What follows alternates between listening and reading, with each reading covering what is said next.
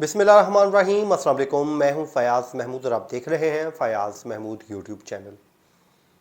नाज़रीन, delivery boy कत्ल case की मैं बात करूंगा और इस केस पे आज जो मैं बातें करना जा रहा हूं शायद कुछ लोगों को नागवार गुजरें, कुछ लोग इत्तफाक ना करें और कुछ लोग इख्तिलाफ राय भी करेंगे और कुछ लोग एग्री भी करेंगे। बड़ी अहम चीज़ें हैं जो मुझे आज आपके साथ बात करनी है। अभी मैं इसी पे बात करने के लिए सोच रहा था, अपनी माइंड मेकिंग कर रहा था कि मुझे आज आपके साथ जो बात करनी है उसको कहाँ से शुरू करूं और कहाँ पर इख्तिताम करूं। देखिए, हर स्टोरी का दो रुख होते हैं। हर तस्वीर जो होती है ना, उसके दो रुख होते हैं, एक ये रुख और एक ये रुख। आमतौर पे हम एक रुख को तो दिखा देते हैं जो हवा चल रही होती है, लेकिन जो अगेंस्ट द विंड्स होती है, जो अगेंस्ट द हवा होती है, वो रुख अक्सर तस्वीर का हम दिखा नहीं पाते। अभी मैं इसी पे बात करने का प्लान कर रहा था कि अचानक एक वीडियो मेरे सामने आती है अलीज़े सहर के ऊपर। आपको पता है, जब इनका ये वाक़या पेश आया, जो एक वीडियो मुबैना तौर पर सामने आई, बहुत पहले उस पर जो है लोगों ने बात करनी शुरू कर दी और वो जो वीडियो आई तो मैंने उस पर एक मौक़िफ़ लिया। वो मौक़िफ़ क्या था? मेरा वो असूली मौक़िफ़ था। मैंने कहा कि भाई, इसमें एक ख़ातून की जो है बात हो रही है और उसकी लीक वीडियो की बात की जा रही है। वो वीडियो भी सामने आ गई, वो लोगों ने भेजी भी। मैंने सोशल मीडिया पे, ट्विटर पे लोगों को उसके नेम लिखकर उसकी तस्वीर और वीडियोज़ के ऊपर मजाक उड़ाते हुए भी देखा। जब ये मैं देख रहा था तो मुझे ये सब कुछ बड़ा नागवार गुजरा और मैंने कहा कि हम लोग शायद मरना भूल चुके हैं।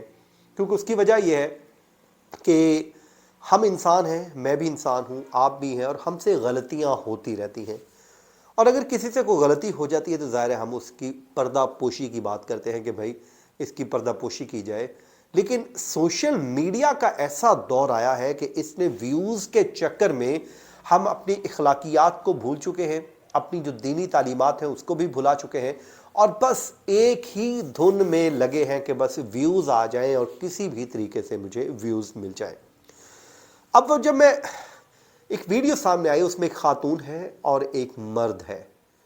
अब वो दोनों अलीज़े सहर की जिस्म का, उसकी बॉडी का, उसका मजाक उड़ा रहे हैं, उसको मुर्दे इल्ज़ाम ठहरा रहे हैं और न जाने ऐसे ऐसे इल्ज़ामात वो आयद कर रहे हैं कि खुदा की पनाह, कल को रोज़े क़यामत जब उनसे हिसाब मांगा जाएगा तो शायद उनको ये तब इस बात का पता चले कि भाई क्या होना है और क्या करना है और ये कैसे इसको करना है। अभी तो व्यूज़ आ जाएंगे और अच्छे खासे उनको व्यूज़ मिले, लेकिन एक औरत दूसरी औरत का जब मजाक उड़ा रही थी, उसके ऊपर इल्ज़ाम तराशियाँ कर रही थी, तो मुझे बड़ी तकलीफ़ हुई।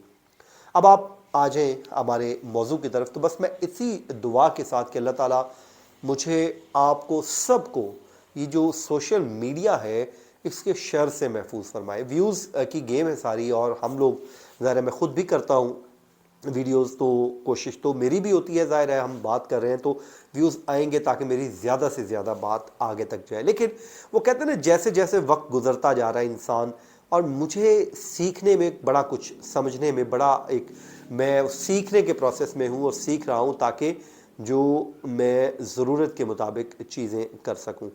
अब मैं सीख भी रहा हूँ और मुझे चीज़ें समझ भी आ रही हैं कि कहाँ पर हमारी लिमिट्स हैं और कहाँ पे हमने बात नहीं करनी।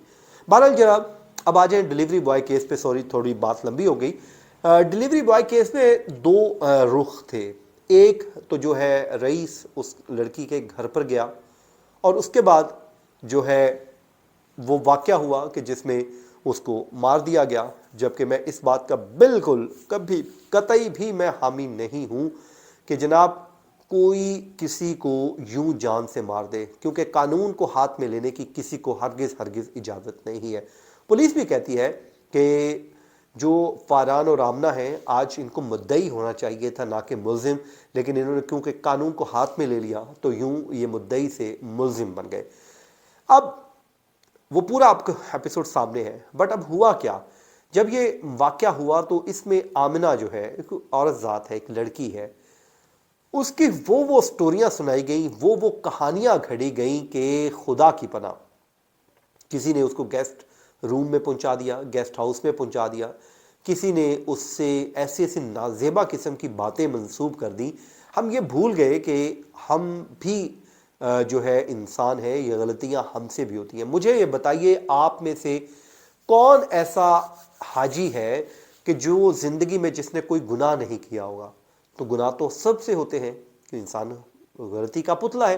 جب سب سے گناہ ہوتے ہیں تو پھر بھائی صاحب آپ لوگوں کی عزتوں کو یوں مت اچھالیے، رپورٹنگ کی حد تک رہی۔ آج کسی نے بڑا اچھا کامنٹ کیا، اس نے کہا کہ دیکھیں اس کیس کی آپ لوگ رپورٹنگ کی حد تک محدود رکھیں خود کو، کیونکہ اللہ تعالیٰ بڑا بے نیاز ہے۔ آپ جب کسی لڑکی کی عزت کے اوپر بات کر رہے ہوتے ہیں، اب وہ لڑکی رو رو کر کہہ رہی ہے کہ میرا اس کے ساتھ ایسا کوئی تعلق نہیں تھا، لیکن ہم لوگوں نے، یوٹیوبرز نے، سوشل میڈیا کے لوگوں نے اس کے نہ جانے کون کون سے تعلقات بنوا دیے، کون کون سی ویڈیوز بنوا دی، جو کہ جس پہ مجھے تو بہرحال بڑا افسوس ہے۔ میں نے بڑے دنوں سے سوچ رہا تھا کہ میں اس پہ بات کروں گا۔ ظاہر ہے ہم بھی ویڈیو کرتے رہے، ہو سکتا ہے میری ویڈیوز میں بھی کوئی ایسی بات میرے گیسٹ نے یا خود میرے منہ سے نکل گئی ہو، تو جس کی میں بڑے دنوں سے سوچ رہا تھا کہ یار یہ جو کام ہم کر رہے ہیں، کیا اچھا کام کر رہے ہیں؟ کیا ہم لوگ جو ہے صرف ویوز کی حد تک نہیں محدود ہو کے رہ گئے؟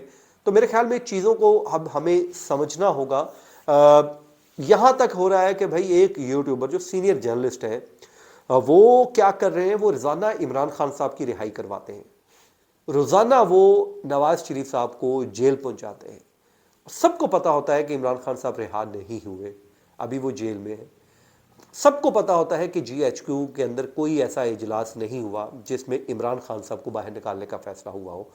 سب جانتے ہیں کہ سپریم کورٹ میں ایسا کوئی کیس نہیں ہوا جس میں عمران خان صاحب کی رہائی کے احکامات جاری کیے گئے ہوں، لیکن وہ بھائی صاحب دھڑلے سے لکھتے ہیں اور بولتے ہیں، اور وہ کہتے ہیں کہ یہاں سے تو میں اپنے آپ کو مطمئن کیسے کرتے ہیں؟ وہ کہتے ہیں کہ میں جرنلزم تو نہیں کر رہا، یوٹیوب پہ تو میں صرف ویڈیوز بنا رہا ہوں لوگوں کے سننے کے لیے۔ مطلب لوگ آپ کو کہیں کہ بندہ مار دیں تو آپ بندہ مار دیں گے؟ ٹھیک ہے، پی ٹی آئی کے لوگ یہ بات سننا چاہتے ہیں کہ عمران خان صاحب رہا کر دیے گئے، لیکن آپ ان کی خواہش پوری کرنے کے لیے جھوٹ کا سہارا تو نہیں لیں گے۔ تو میں اپنے دوستوں سے، جتنے بھی لوگوں سے یہ ضرور کہوں گا کہ آپ باتیں کیجئے، ویلاگ کیجئے، اچھی سے اچھی خبر لے کے آئیے، لیکن فیکٹس کو مت توڑیے اور رپورٹنگ کی حد تک خود کو محدود رکھیے۔ باقی اللہ تعالیٰ عزتیں پالنے والا ہے، وہ عزتیں محفوظ بھی رکھنے والا ہے۔ رئیس کا جو ہے وہ غلطی ہے، یہ مانے کوئی یا نہ مانے، کیونکہ وہ اس کے گھر گیا تھا، اس کو نہیں جانا چاہیے تھا۔ سب سے پہلی بات تو یہ ہے کہ اس کی غلطی ہے۔ پھر اس کے جو دو دوست اس کے ساتھ گئے، آئی وش کہ اگر وہ اچھے دوست ہوتے تو اس کو وہ غلط راستے پہ جانے سے روکتے کہ رئیس یہ غلط راستہ ہے، یہ اختیار مت کرو، یہ چھوڑ دو۔